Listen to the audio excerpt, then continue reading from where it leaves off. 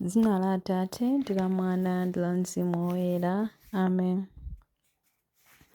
Ambuye bwerani mudzandithandize.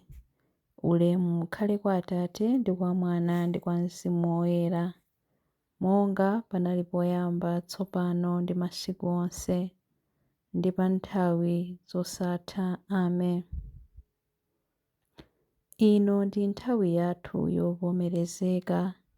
Ichi ndi chipulumutso chathu, pemphero ndi kusala ndizo chiyembekezo chathu, kudzilanga mayitanidwe athu.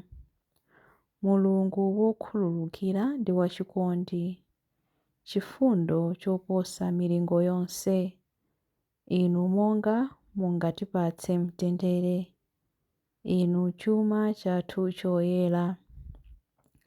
Ambuye tiyang'anireni ife tonse, yang'anani pa zokhumba zathu.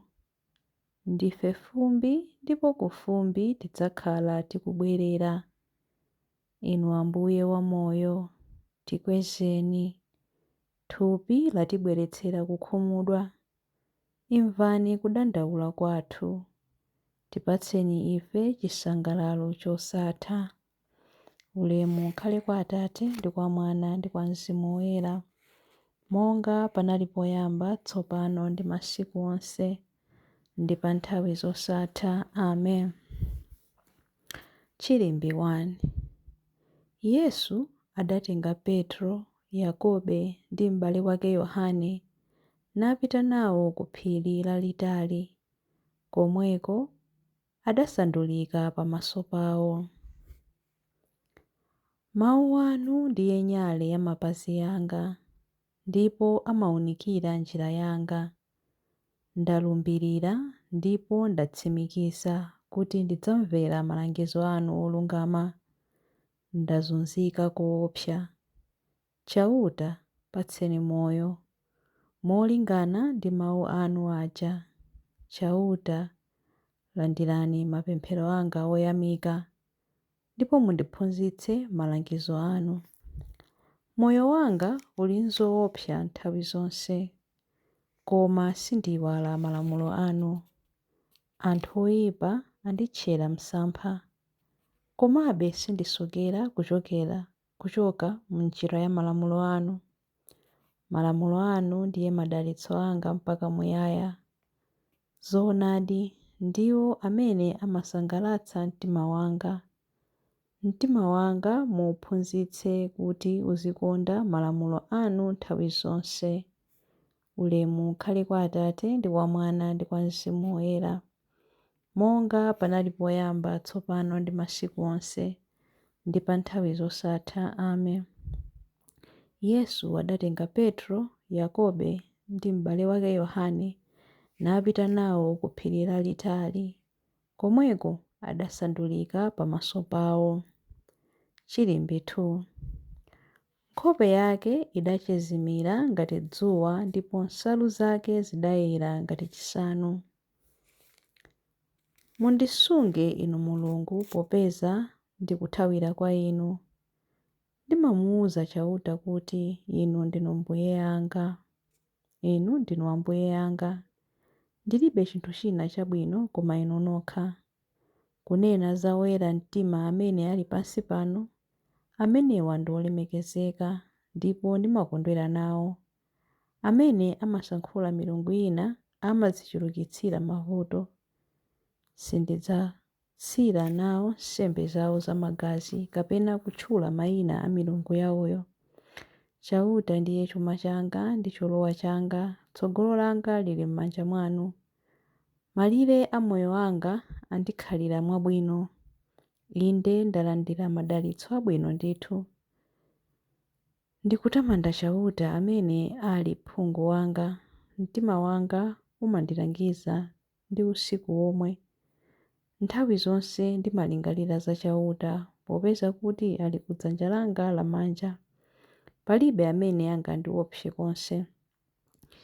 N'chifukwa chake mtima wanga ukukondwa, ndipo mkatikati mwangamu ndikusangalala. Thupi langanso lidzakhala pabwino, chifukwa simudzandisiya ku malo a anthu akufa.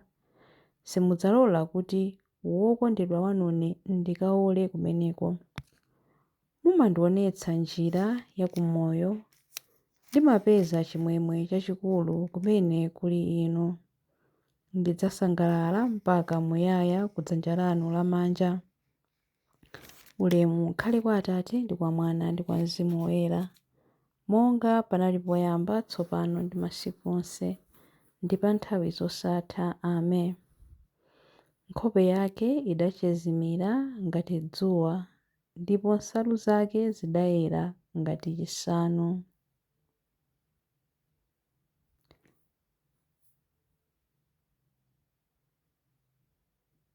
Chilimbi 3. Mose ndi Eliya adali kulankhula naye za imfa imene adali kukasauka mu Yerusalemu. Mose ndi Eliya adali kulankhula naye za imfa imene adali kukasauka mu Yerusalemu.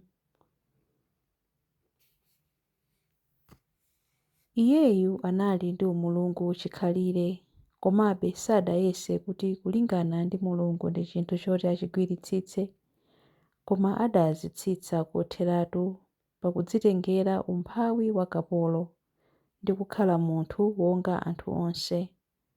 Ali munthu choncho adadzichepetsa, adakhala womvera mpaka imfa, imfa yake yapamtanda. Chifukwa cha chimenechi Mulungu adamukweza kopambana, nampasa dzina lopambana dzina lina lililonse. Adachita zimenezi kuti pakumva dzina la Yesu zolengedwa zonse kumwamba, pansi pano ndi pansi pa dziko zidzagwade pansi mopembedza. Zonse zidzavomereze poyera kuti Yesu Khristu ndi Ambuye, ndipo pakutero zilemekeze Mulungu Atate. Ulemu ukhale kwa Atate ndi kwa Mwana ndi kwa Mzimu Woyera, monga panali poyamba, tsopano ndi masiku onse, ndi pa nthawi zosatha. Amen. Mose ndi Eliya adali kulankhula naye za imfa imene adali kukasauka mu Yerusalemu. Mawu a Mulungu. Mawu akuchokera mu buku la 2 Akorinto 6 vesi ya 1 mpaka na 4a. Tikukupembani musawasandutse achabe madalitso amene Mulungu adakupatsani. Paja Mulungu akuti, pa nthawi yanga yabwino yakukomera anthu mtima ndidakumvera, pa nyengo yakupulumutsa anthu ndidakuthandiza. Mvetsani, ndinotu nthawi yabwinoyo imene Mulungu akukomera anthu mtima. Ndilerotu tsiku la chipulumutsolo. Sitifuna kupatsa anthu chifukwa chonyozera ntchito yathu. N'chifukwa chake sitikukhumudwitsa munthu aliyense ndi kanthu kalikonse, koma pa zonse timasonyeza kuti ndife atumiki a Mulungu. Mawu a Ambuye. Tithokoze Mulungu. Chiyankho. Timvereni Ambuye ndipo tichitireni chisoni popeza tinakuchimwirani. Timvereni Ambuye ndipo tichitireni chisoni popeza tinakuchimwirani. Yesu Khristu, imvani madandaulo athu odzichepetsa popeza tidakuchimwirani. Ulemu ukhale kwa Atate ndi kwa Mwana ndi kwa Mzimu Woyera. Timvereni Ambuye ndipo tichitireni chisoni popeza tinakuchimwirani. Chilimbi cha nyimbo ya Amayi Mariya. Petro adauza Yesu kuti, aphunzitsi, ndi bwino kuti ife tili nawo pano. Tiloleni timange misasa itatu, wina wanu, wina wa Mose, wina wa Eliya. Mtima wanga ukutamanda Ambuye, ndipo mzimu wanga ukukondwera mwa Mulungu mpulumutsi wanga, popeza kuti wayang'ana kutsika kwa mtumiki wake. Ndithu kuyambira tsopano anthu a mibado yonse adzanditcha wodala. Iye amene ali wamphamvu wandichitira zazikulu, ndipo dzina lake loyera. Amawachitira chifundo anthu a mibado ndi mibado amene amamulemekeza. wachita zamphamvu ndi dzanja lake. Wabalalitsa anthu a mtima wonyada, mafumu amphamvu wawatsitsa pa mipando yawo yachifumu. Anthu wamba nkuwakweza, anthu anjala wawakhutitsa ndi zabwino, anthu olemera nkuwabweza osawapatsa kanthu. Wadzathandiza anthu ake Aisraeli pokumbukira chifundo chake. Izi ndi zomwe adalonjeza kuti adzawachitira makolo athu akale aja, Abrahamu ndi zidzukulu zake mpaka muyaya. Ulemu ukhale kwa Atate ndi kwa Mwana ndi kwa Mzimu Woyera, monga panali poyamba, tsopano ndi masiku onse, ndi pa nthawi zosatha. Amen. Petro adawuza Yesu kuti, Aphunzitsi, ndi bwino kuti ife tili nawo pano. Tiloleni timange misasa itatu, wina wanu, wina wa Mose, wina wa Eliya. Mapemphero. Tiyeni tipereke ulemu kwa Mulungu amene amakhala ndi zochitika za ife tonse. Tiyeni timpemphe ponena kuti, Ambuye, pulumutsani anthu amene mudawawombola. Inu amene mumapereka mphatso zonse ndiponso ndinu chiyambi cha choona chonse, perekani madalitso anu odzaza kwa aepiskopi, ndipo muwasunge onse amene anaperekedwa mchisamaliro chawo kuti akhale okhulupirika ku chiphunzitso cha apostoli. Ambuye, pulumutsani anthu amene mudawawombola.